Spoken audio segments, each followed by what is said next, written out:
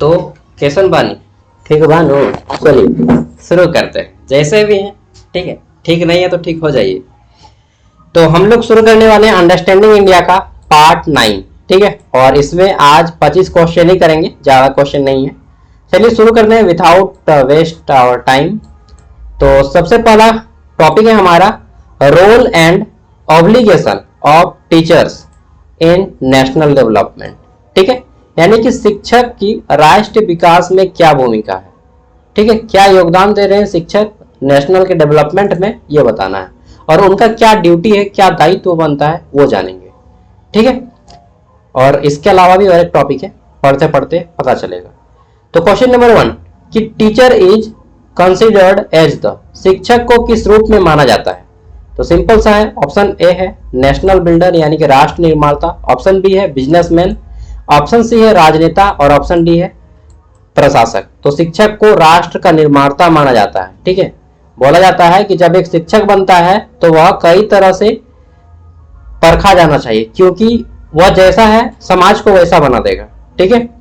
लेकिन ये सब कहने की बातें हैं, समाज को वैसा नहीं बना पाएगा जब तक उसमें अच्छे गुण नहीं रहेंगे, नहीं तो स्टूडेंट उसको गाली देके भाग जाएगा, रिस्पेक्ट का तो दूर जाए, ठीक है। हालांकि राष्ट्र निर्माता कहा जाता है टीचर को। लेकिन आजकल के टीचर क्या हो गए हैं? आजकल के टीचर सब ठीक है यार, जैसा भी है, ठीक है। मैक्सिमम टीचर बिजनेसमैन हो गए हैं, ठीक है। बिजनेसमैन इस नजरिए कि देखिए यूपीएससी का कोर्स कितने में ले रहा है जानते हैं? मेरा एक दोस्त है यूपीएससी का कोर्स लिया है, आप बोलिएगा कितना? 97,000 में कोर्स लिया है एक साल के लिए। कितना? 97,000, यस, 97,000 का कोर्स लिया है यूपीएससी का तैयारी के लिए, एक साल के लिए पास है। अब बोलिए ये बिजनेस नहीं है तो क्या है, ठीक है। मेरा वाला बिजनेस मत बोल दीजिएगा कि 60 रुपया आप भी तो लेते हैं। अरे भाई मैं 60 रुपया ले रहा हूँ 4 साल पूरा का पूरा ग्रेजुएशन के लिए, ऑल सेमेस्टर, ठीक है। तो इतना मेहनत है ना कि क्या बताएं। सर्वर का चार्ज खर्चा निकाल के 10-15 हज़ार रुपया बचता है, ठीक है। तो इतना हमें नहीं लेंगे तो फिर मैं सर्वाइव भी नहीं कर पाऊंगा, ठीक है। तो मेरे एक वाला को बिजनेस में कंसिडर मत कीजिएगा, ठीक है। अगला आता है हमारा शिक्षक का सबसे महत्वपूर्ण कर्तव्य क्या है? The most important duty of a teacher is. तो देखिए टीचर का सबसे महत्वपूर्ण है कि वह ज्ञान और मूल्यों को प्रदान करे, ठीक है, to impart knowledge and value, ठीक है। इम्पार्ट मतलब होता है देना, ओके। नेक्स्ट क्वेश्चन है हमारा तीसरा प्रश्न, शिक्षक राष्ट्र विकास में मदद करते हैं, कैसे मदद करते हैं? साक्षरता को बढ़ावा देकर, ठीक है, भ्रष्टाचार बढ़ाकर नहीं नहीं नहीं, ठीक है। तो साक्षरता को बढ़ावा देकर, प्रोमोटिंग लिटरेसी, ठीक है, यानी कि लोगों को शिक्षित करके। चौथा क्वेश्चन है हमारा कि which of the following is not the duty of a teacher, यानी कि निम्न में से कौन शिक्षक का कर्तव्य नहीं है? तो इनमें से कौन सा एक टीचर का कर्तव्य नहीं है? नैतिक शिक्षा, वैज्ञानिक दृष्टिकोण, अंधविश्वास फैलाना या चरित्र निर्माण, ठीक है। तो शिक्षक का कौन सा नेतृत्व कर्तव्य नहीं है? मोरल एजुकेशन देना टीचर का काम है, ठीक है। वैज्ञानिक दृष्टिकोण यानी कि साइंटिफिक एप्टीट्यूड देना भी एक टीचर का काम है, ठीक है। और कैरेक्टर बिल्ड करना भी, चरित्र का निर्माण करना भी एक टीचर का काम है। लेकिन अंधविश्वास फैलाना या टीचर का काम नहीं है। अंधविश्वास माने कि स्प्रेडिंग, क्या बोलते हैं इसको? तो हम लोग बोलते हैं सुपरस्टिशन, ठीक है। सुपरस्टिशन को फैलाना एक टीचर का काम नहीं है, ठीक है। याद कर लीजिएगा, अंधविश्वास को इंग्लिश में सुपरस्टिशन बोलते हैं, ठीक। और स्प्रेड मतलब फैलाना होता है। तो अंधविश्वास फैलाना टीचर का काम नहीं है। बहुत इजी क्वेश्चन है। अगला है शिक्षक महत्वपूर्ण भूमिका निभाते हैं किसमें?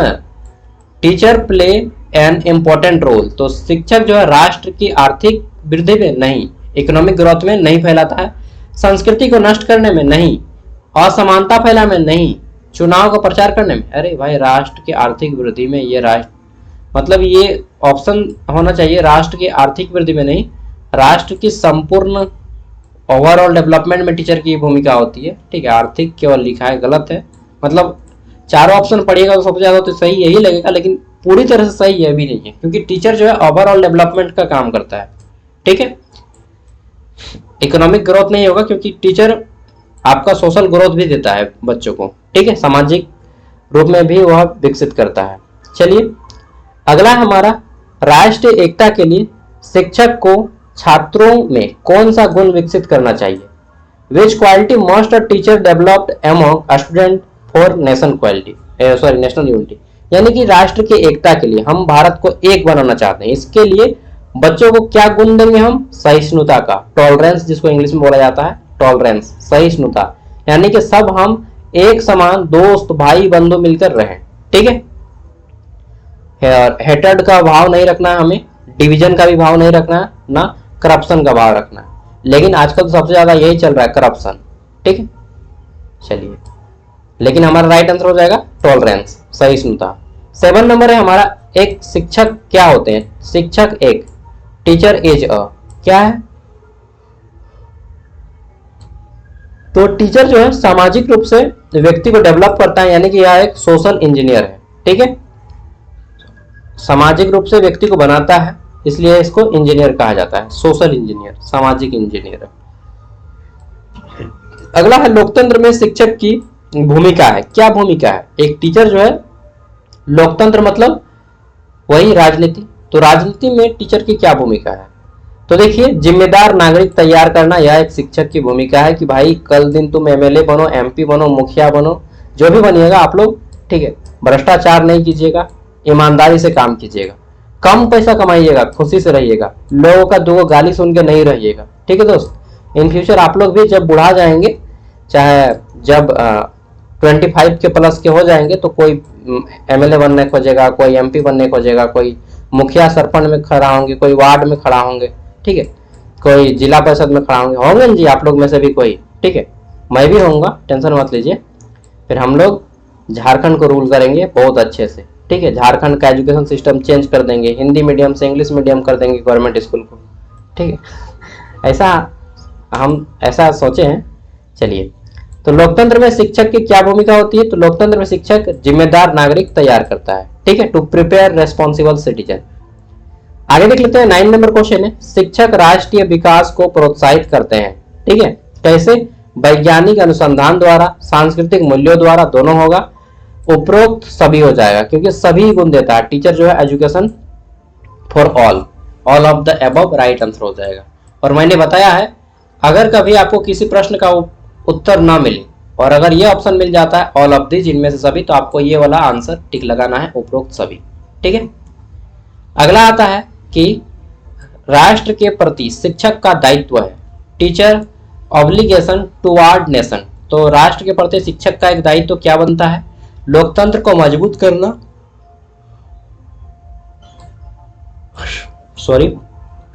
टू स्ट्रेंथ, ठीक है, डेमोक्रेसी। आगे देख लेते हैं, नेक्स्ट क्वेश्चन है हमारा, यहां से पार्ट भी शुरू होता है 11 नंबर से, और इसमें आपके 15 क्वेश्चन है, टोटल 25 क्वेश्चन ही है आज, ठीक है। केवल जितने क्वेश्चन है सब इंपॉर्टेंट है। और ये जो क्वेश्चन आप देखें ना, ये सारे क्वेश्चन आपका सीटेट का पेपर का नाम सुने, सीटेट का एक पेपर होता है, सेंट्रल टीचर एलिजिबिलिटी टेस्ट, ठीक है, टीचर बनने के लिए एक पेपर देना होता है, ये सब सीटेट में भी ऐसा ही क्वेश्चन आता है। और एक एग्जाम होता है नेट, नेशनल एलिजिबिलिटी टेस्ट, इसको पीएचडी करने के लिए लोग करता है, या असिस्टेंट प्रोफेसर बनने के लिए, सेम इसी टाइप से क्वेश्चन आता है, बस थोड़ा सा टफ लेवल होता है नेट में। और ये जितना भी क्वेश्चन कर रहे हैं ये सीटेट में काम आता है।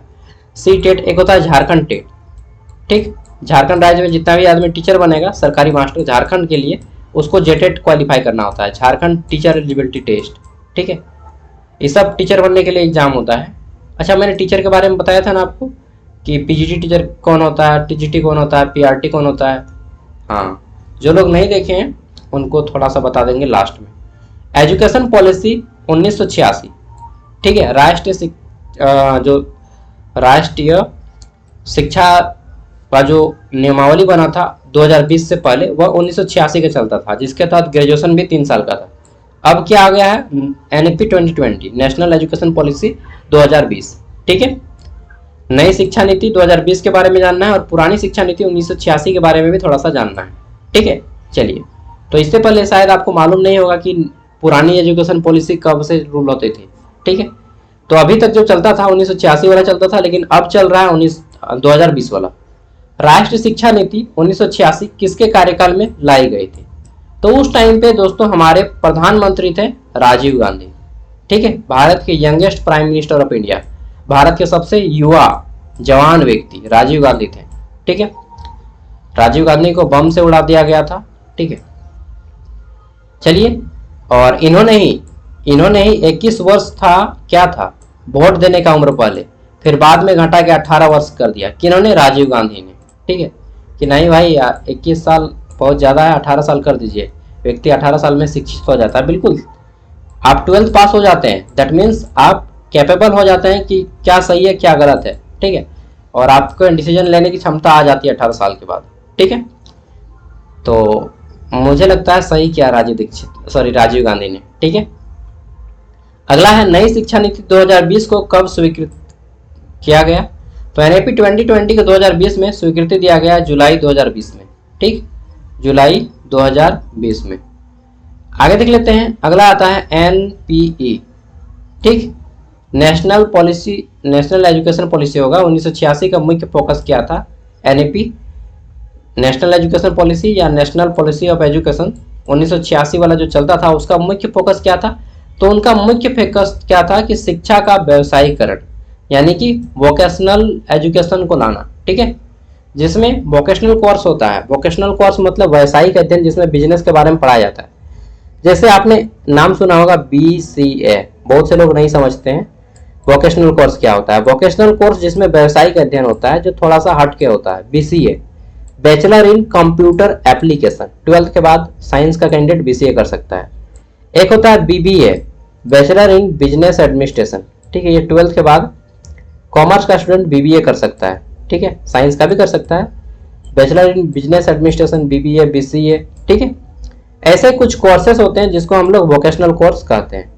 ठीक है, चलिए आगे देख लेते हैं।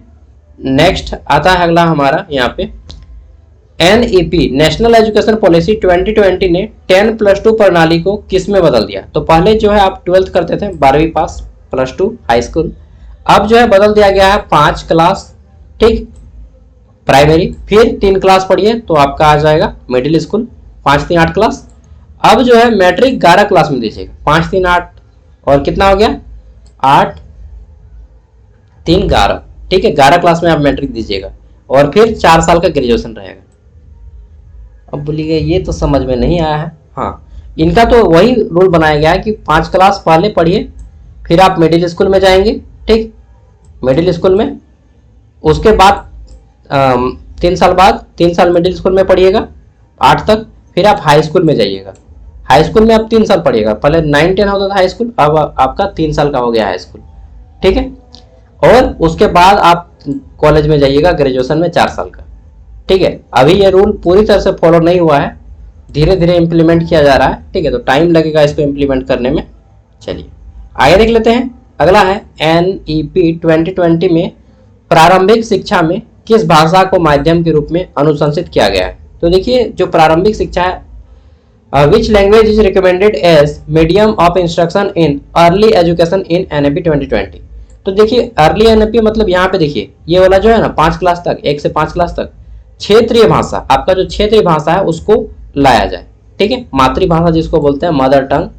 ठीक है, जिसमें आप नागपुरी हो गया, खरठा हो गया, संथाली हो गया, कुरमाली हो गया, मुंडारी हो गया, हो गया, पंच परगनिया हो गया, कुड़ुक हो गया। ठीक है, ये सब जितना भी लैंग्वेज है उन सभी लैंग्वेज को उसी के बेसिस पे पढ़ाई होना चाहिए, ऐसा जोर दिया गया है। नेशनल एजुकेशन पॉलिसी 1986 में विशेष जोर दिया गया था। किस पे विशेष जोर दिया गया था?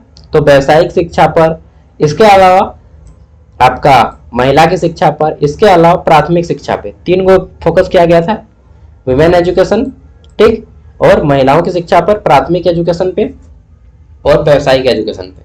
ठीक है, 17 नंबर पे है हमारा question, which commission influenced the NPE 1986? ठीक है, यानी कि जो 1986 की शिक्षा नीति थी किस आयोग के द्वारा प्रभावित की गई थी? तो यह जो है एक कोठारी कमेटी के नाम से बनाया गया था, कोठारी कमेटी। ठीक है, कोठारी कमेटी का संबंध 1986 नेशनल एजुकेशन पॉलिसी से है जो इसको बनाई थी। ठीक है, अगला क्वेश्चन है हमारा, निम्नलिखित में से कौन सी एनईपी 2020 की विशेषता है? यानी कि न्यू एजुकेशन पॉलिसी 2020 की कौन सी विशेषता है? Which of the following is a feature of NEP 2020? तो देखिए, नेशनल एजुकेशन पॉलिसी 2020 की विशेषता क्या है? कि यह जो है आपका एक बहु विषयक शिक्षा है, यानी कि मल्टी डिसिप्लिनरी एजुकेशन है। इसमें बहुत सारे सब्जेक्ट पढ़ने होते हैं। पहले अंडरस्टैंडिंग इंडिया का नाम नहीं था, ठीक है, पहले भैट पेपर का नाम नहीं था, पहले आपका ये जो आपका आता है ना क्या बोलते हैं जेंडर इक्वलिटी वाला, ठीक है, ये सब पेपर का नाम नहीं था। आगे चल के और पढ़िएगा आप लोग, कंप्यूटर एप्लीकेशन पढ़िएगा, सेमेस्टर 2 में पढ़िएगा, ठीक है, वोकेशनल बहुत सारा सब्जेक्ट है, ट्राइबल एजुकेशन है, इन सब आपको पढ़ना है। और पहले ये सब नहीं था, ठीक है, पहले सिंपल 3 साल का ग्रेजुएशन होता था और जिसमें आपका एक ऑनर्स पेपर होता था। ऑनर्स पेपर को उस टाइम पे कोर कहा जाता था। अरे भाई लिखा काहे नहीं रहा यार, कोर पेपर कहा जाता था उस टाइम पे। मुझे लगता है ना मेरा बैटरी डाउन हो गया है माउस का। उस टाइम पे कोर पेपर कहा जाता था ऑनर्स पेपर को, और जो अभी माइनर बोलते हैं ना उसको उस टाइम पे जेई पेपर कहा जाता था, जीई जेनरिक इलेक्टिव पेपर, ठीक है। चलिए आगे देख लेते हैं। अगला क्वेश्चन है हमारा कि which age group is covered under ECC in NAP 20। तो देखिए कौन सा एज ग्रुप, 3 से 6 वर्ष के बच्चों को इसमें जो है कवर किया जाता है, ठीक है, 3 से 6 वर्ष के बच्चे जो कि एकदम प्राइमरी लेवल पे रहते हैं, जिसको हम लोग बोलते हैं कि नर्सरी में पढ़ रहा है, आंगनबाड़ी में, आड़ीवाड़ी में ना, आड़ीवाड़ी में कहाँ पे पढ़ते हैं, आड़ीवाड़ी में। एनईपी 2020 के अनुसार कौन सी परीक्षा सामान्य प्रवेश होगी। अच्छा, आंगनबाड़ी के बारे में थोड़ा सा बता देता हूँ, गर्ल्स लोग जान लीजिए। आंगनबाड़ी यहाँ पे वैकेंसी जब आता है, इसके बारे में मैं अपने चैनल सागर साहू चैनल, जो लोग नहीं देखे हैं वो लोग जाके सब्सक्राइब कर लीजिएगा, ठीक है। सागर साहू चैनल यूट्यूब पे सर्च मारिएगा, सागर साहू, 80,000 सब्सक्राइबर है। वहाँ पे मैं झारखंड की वैकेंसियों का अपडेट देता हूँ, आंगनबाड़ी से लेकर के पूरा जेपीएससी तक अपडेट, ठीक है। पूरा झारखंड में सबसे ज़्यादा वैकेंसी अपडेट मेरे ही चैनल पे आता है, ठीक है, ऑथेंटिक अपडेट। तो सागर साहब चैनल सब्सक्राइब कर लीजिएगा, बाकी आपकी मर्जी। आंगनबाड़ी में 2 गो होती हैं, देखे होंगे आपने, 2 गो लेडीज रहती हैं, 2 गो महिला रहती हैं। एक का नाम रहता है सेविका, ठीक है, क्या रहता है, सेविका, ठीक, एक सेविका, एक रहती है सहायिका। ये मैं एक्स्ट्रा नॉलेज दे रहा हूं, शायद आपको नहीं मिल पाएगा, ठीक, सहायिका। और जब भी मैं एक्स्ट्रा नॉलेज दूं ले लीजिएगा। सेविका, सहायिका, सेविका का जो पोस्ट है, ठीक है, ये 12th लेवल कम से कम पास होना चाहिए, 12th पास, और इनको सैलरी मिलता है 9,500 स्टार्टिंग में, फिर बाद में बढ़ता है। और सहायिका को मिलता है 5500, कितना मिलता है, 5500 स्टार्टिंग में, और इसके लिए चाहिए आपका 10th पास। क्या कुंवारी लड़कियां जा सकती है? नहीं रे भाई, कुंवारी लड़के कोई भरोसा नहीं, आज यहाँ पे कल शादी हो के दूसरे जगह चला जाएगा। इसलिए सेविका और सहायिका में केवल उन्हीं को चुना जाता है जो लोग क्या करती हैं, जो शादीशुदा महिला है, ठीक है, मैरिड गर्ल्स को चुना जाता है, और उसी गांव की होनी चाहिए, ठीक है। और इसमें जो सिलेक्शन होता है, आम सभा लगता है, इंटरव्यू होता है और डायरेक्टली सिलेक्शन होता है, ठीक है, कोई एग्जाम नहीं होता है। चलिए, अलग अलग जिला में जब भी वैकेंसी आता है मैं बताता हूँ। इस बार आया था जनवरी में लगभग 2900 वैकेंसी आया था अलग अलग जिला में, सबका मैंने बताया था। चलिए आगे की बात कर लेते हैं, ठीक है। और जो ज़्यादा पढ़ी लिखी रहेंगी उसको लिया जाता है, हालांकि कम से कम अगर नहीं मिलता है तो 12th पास वालों को ले लिया जाता है, लेकिन जो ज़्यादा पढ़ी लिखी है सबसे पहले उनको प्रेफर किया जाता है, ठीक है। तो ये हो गया आंगनबाड़ी का बारे में इंफॉर्मेशन। और एनईपी 2020 के अनुसार कौन सी परीक्षा सामान्य प्रवेश परीक्षा होगी। तो देखिए इसके लिए एक एग्जाम किया जाता है, सीयूटी एग्जाम। आप में से बहुत से लोग बैठे होंगे सीयूटी में। इसके बाद आपको ग्रेजुएशन में एडमिशन मिलता है। अभी क्या हो रहा है कि 50% जो सीट है ग्रेजुएशन में वो आपका सीयूटी से जाता है, और 50% सीट जो है आपका सिंपल 12th वालों को लिया जाता है। लेकिन झारखंड में ये रूल फॉलो नहीं करता है, सीयूटी का एग्जाम आदमी बैठता ही नहीं है। मात्र 1000, 1500 या मैक्सिमम 2000 आदमी बैठता है सीयूटी का एग्जाम, बाकी आदमी एग्जाम नहीं बैठता है, सिंपल जाके एडमिशन 12th के बाद करवा लेता है, ठीक है। आगे देख लेते हैं 21 नंबर क्वेश्चन है, नेशनल एजुकेशन पॉलिसी 2020 में उच्च शिक्षा में सकल नामांकन अनुपात का लक्ष्य रखा गया है। कितना रखा गया है? तो NEP 2020 gross enrolment ratio in higher education is targeted to reach. तो देखिए एनईपी में जो है कि हायर एजुकेशन में कितना अनुपात रखा गया है अचीव करने का, तो कम से कम 2035 तक एटलीस्ट 50% कैंडिडेट जो है साक्षर हो जाए। मतलब जितना बच्चा पढ़ रहा है उसमें से 50% लोग हायर एजुकेशन में आ जाए। हायर एजुकेशन मतलब 12th के बाद का पढ़ाई, लेकिन जैसा इन्होंने सिलेबस रखा है 4 साल का और घट जाएगा। पहले 3 साल वाला में आदमी पढ़ लेता था किसी भी तरह, मतलब आसान भी है फिर भी कम से कम क्वालिफाइड तो हो जाता था यार, इसी बहाने ग्रेजुएशन भी कर लेता था। लेकिन आजकल 4 साल वाला में बाप बोल देता है आदमी, इतना टफ है सिलेबस। ठीक है, आपको सेमेस्टर 2 में एक पेपर आएगा इंग्लिश का पेपर, जो कि सभी के लिए कंपलसरी रहेगा। पहले एक मैथ का पेपर होता था 2026 में, ठीक है, जो पहला बैच आया ना एनईपी का, उसमें मैथ का पेपर कंपलसरी कर दिया था, अभी भी कंपलसरी है। बाकी सभी, केवल रांची यूनिवर्सिटी को छोड़ के बाकी सभी में अभी मैथ का पेपर कंपलसरी कर दिया है। ठीक है, चाहे आप आर्ट्स के स्टूडेंट हो, चाहे कॉमर्स के, चाहे साइंस के। तो रांची यूनिवर्सिटी में मैथ के पेपर को कंपलसरी नहीं किया, बाकी सब में कंपलसरी कर दिया गया। मैथ का पेपर आप में से कोई मत चुनिएगा, मैथमेटिकल एंड कंप्यूटेशनल थिंकिंग बहुत टफ पेपर है। जो लोग चुने हैं मैथमेटिकल एंड कंप्यूटेशनल थिंकिंग, सच बता रहा हूँ बहुत टफ पेपर है, फेल होने का संभावना बहुत ज्यादा रहता है। ठीक है, तो 1986 की नीति में प्राथमिकता दी, किसमें प्राथमिकता दी गई है? तो वयस्क शिक्षा में, एडल्ट एजुकेशन में। क्या बात करते हो, ठीक है, ये वर्ड सुनने से ही थोड़ा सा लगता है। आगे देख लेते हैं एनईपी 2020। ठीक है, एनईपी 2020 प्रोत्साहित करती है, किसको प्रोत्साहित करती है?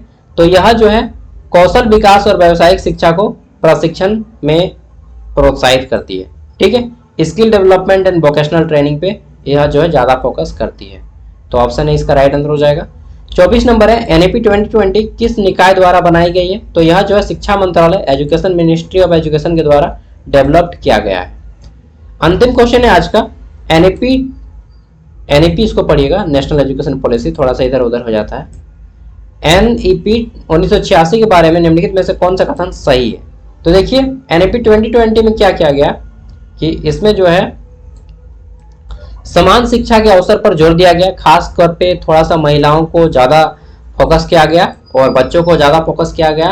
ठीक है, और व्यावसायिक शिक्षा पर भी जोर दिया गया। चलिए, तो यहाँ से हमारा क्वेश्चन कंप्लीट होता है। अगर आपको इसका पीडीएफ चाहिए तो पीडीएफ वीडियो के डिस्क्रिप्शन में ऐप है, ऐप में मिल जाएगा। उसमें ऐप में आपको मेजर पेपर, ठीक, माइनर पेपर, सेक पेपर और बैक पेपर, एसी पेपर, सब का पेपर का नोट्स मिल जाएगा आपको। ठीक, और सेमेस्टर 1 का ही नहीं, 1 2 3 4 6 7 8 8 सेमेस्टर 60 रुपया में फ्री है। ठीक, एक बार परचेज कर लीजिए, लाइफ टाइम आपका फ्री हो जाएगा। ठीक है, चलिए मिलते हैं। मतलब 60 टका में 4 साल का ट्यूशन आपको पढ़ाया जा रहा है। इसको बिजनेस मत बोलिएगा यार। देखिए मैं एकदम आपको अभी इतना हम केवल छापने दे देंगे, इतना लिखने के लिए आप दिन भर से भी ज़्यादा टाइम लगा दीजिएगा। ठीक है ना, तो और मैं दिन में लगभग कितना 4 गो वीडियो 5 गो वीडियो डालता हूँ यार, तो उतना पैसा ले रहा हूँ, ज़्यादा कुछ नहीं ले रहा हूँ। ठीक है, अभी तक मात्र कितना 300 के आसपास आदमी डाउनलोड किया है इस ऐप को। ठीक है, मतलब इंस्टॉल तो बहुत लोग किया, लेकिन परचेज अभी तक 300 ही आदमी लगभग किया है। ठीक, और ऐप को बनाने में अच्छा खासा खर्चा आ गया, लगभग 20-30 हज़ार, मानिए 25 से 30 हज़ार रुपया खर्चा आ जाता है वो ऐप को बनाने में, सिंपल सा ऐप। और उसके बाद फिर सर्वर चार्ज हर बार 10% लगता है। ठीक है, चलिए ये सब नहीं बताएंगे आप लोग, नहीं तो फिर माथा का दर्द हो जाएगा आपका। ठीक है, तो मिलते हैं अगले वीडियो में। और ऐप खोल के ना थोड़ा सा मुझे भी प्रॉब्लम हो रहा है, परेशानी हो रहा है, क्योंकि आप लोग कमेंट करते हैं कभी कभी कि ये नहीं चल रहा है, वो नहीं चल रहा है, तो मेरा भी दिमाग ख़राब हो जाता है। ठीक है, चलिए माथा का दर्द तो हो ही गया है। आगे बढ़ते हैं, तो फिर मिलेंगे अगली वीडियो में, बाय। और जैसे ही हमारा कंप्लीट हो जाएगा अंडरस्टैंडिंग इंडिया, हम आपके लिए लाएंगे, क्या लाएंगे? हम आपके लाएंगे दाल भात, ठीक है, ग्लोबल सिटीजनशिप एजुकेशन लाएंगे और हेल्थ वेलनेस योगा एजुकेशन लाएंगे। ठीक है।